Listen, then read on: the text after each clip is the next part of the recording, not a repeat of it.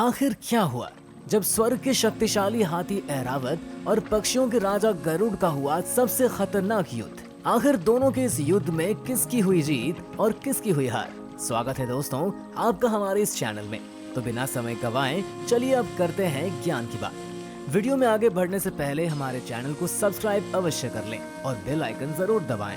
इंद्र और स्वर्ग के हाथी ऐरावत जो हाथियों में सर्वश्रेष्ठ कहे जाते हैं और गरुड़ जिन्हें पक्षियों का राजा कहा जाता है, ये दोनों ही दिव्य शक्तियां अपने अपने सामर्थ्य से अलंकृत है। ऐरावत स्वर्ग के राजा देवराज इंद्र के वाहन कहे जाते हैं। वहीं पक्षियों के शिरोमणि गरुड़ देव को स्वयं सृष्टि के पालनहार श्री विष्णु ने अपना वाहन बने रहने का वरदान दिया था। लेकिन एक समय ऐसा भी आया जब पक्षीराज गरुड़ और महान हाथी ऐरावत को भी एक दूसरे से युद्ध करने के लिए आमने सामने आना पड़ा।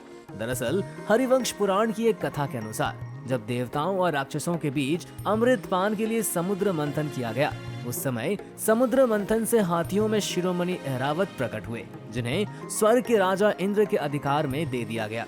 इसके बाद समुद्र के गर्भ से वृक्षों में श्रेष्ठ पारिजात का वृक्ष प्रकट हुआ, जिसे भी देवराज इंद्र ने ग्रहण किया और स्वर्ग में ले जाकर स्थापित कर दिया। स्वर्ग में सभी देवता और ऋषि मुनि वृक्षों के राजा पारिजात की पूजा किया करते थे और इंद्रदेव और उनकी पत्नी ने पारिजात को अपने शिशु की तरह सींचा हुआ था। लेकिन द्वापर युग के समय में जब श्री विष्णु ने श्री कृष्ण के रूप में अवतार लिया, तब देवताओं और दानवों के बीच भयंकर युद्ध छिड़ गया। इस देवासुर संग्राम के दौरान राक्षस इतने बलशाली हो गए कि बार बार राजा इंद्र को हराकर वो स्वर्ग पर कब्जा कर रहे थे। जब राक्षसों ने देवराज इंद्र सहित सभी देवताओं को स्वर्ग से बाहर कर दिया, तो राजा इंद्र ने भगवान श्री कृष्ण से प्रार्थना की कि वो उनकी मदद करें। तब भगवान श्री कृष्ण ने इंद्रदेव की मदद के लिए स्वर्ग जाने का फैसला किया। उस समय उनकी पत्नी सत्यभामा भी साथ जाने की जिद करने लगी और फिर श्री कृष्ण और सत्यभामा गरुड़ पर सवार होकर स्वर्ग पहुंच गए। यहाँ श्री कृष्ण ने राक्षसों को परास्त कर इंद्र को जीत हासिल करा दी और वापस पृथ्वी पर लौटने की तैयारी करने लगे। स्वर्ग में शोभायमान पारिजात के वृक्ष पर पड़ी, जो वाकई स्वर्ग में चार चांद लगा रहा था। देवी सत्यभामा ने श्री कृष्ण से इस वृक्ष की मांग की और जब श्री कृष्ण ने देवराज इंद्र से वृक्ष का आग्रह किया, तब देवराज इंद्र ने इस वृक्ष को देने से इनकार कर दिया और आनाकानी की। तब श्री कृष्ण गरुड़ भगवान को पेड़ लाने की आज्ञा देकर सत्यभामा के साथ धरती पर आ गए। इसके बाद जैसे ही गरुड़ भगवान पेड़ लाने के लिए आगे बढ़े, इंद्र अपने रौद्र रूप में आ गए और सारे देवताओं को इकट्ठा कर गरुड़ पर हमला बोलने की तैयारी कर ली। गरुड़ देव से युद्ध करने के लिए देवराज इंद्र का ऐरावत उनके सामने आकर खड़ा हो गया। दोनों महान योद्धाओं ने अपने अपने बल का प्रयोग किया, लेकिन दोनों का ही बल एक दूसरे को हराने में असमर्थ रहा। तभी गरुड़ भगवान ने बल की जगह बुद्धि का प्रयोग करना उचित समझा।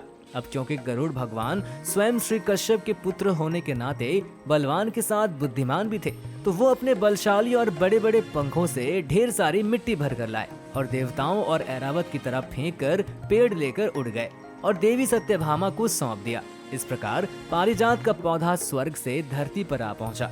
आज भी पृथ्वी लोक पर यह फल फूल रहा है और जगह जगह पारिजात का वृक्ष आपको देखने को मिल सकता है। वहीं एक और पौराणिक कथा के मुताबिक एक बार भगवान श्री कृष्ण अपनी पत्नी रुक्मणी के साथ थे। तभी नारद मुनि अपने हाथ में पारिजात का पुष्प लिए आए और उन्हें स्वयं रुक्मणी को दे दिया। रुक्मणी ने इस फूल को अपने बालों में लगा लिया। पुष्प को देखकर उनकी दूसरी पत्नी सत्यभामा ने पूरे के पूरे पारिजात पेड़ की मांग की, जिसके बाद भगवान कृष्ण ने इंद्र से पारिजात का पेड़ देने का अनुरोध किया, लेकिन इंद्र ने उनका अनुरोध ठुकरा दिया। इसके बाद श्री कृष्ण की तरफ से गरुड़ और देवराज इंद्र की तरफ से ऐरावत हाथी आपस में युद्ध करने लगे और गरुड़ के बल और बुद्धि के प्रयोग से ऐरावत और इंद्र पराजित हुए। इस तरह युद्ध हार कर इंद्र को पारिजात का पेड़ सत्यभामा को सौंपना पड़ा, जिसके बाद वह वृक्ष धरती पर आ गया। कहते हैं इस वृक्ष को इंद्र ने फल से वंचित रहने का श्राप दिया है और इसीलिए इस वृक्ष में पुष्प के अलावा फल नहीं आते हैं। दोस्तों, आज की ये खास जानकारी आपको कैसी लगी? उम्मीद करते हैं आपको बेहद पसंद आई हो।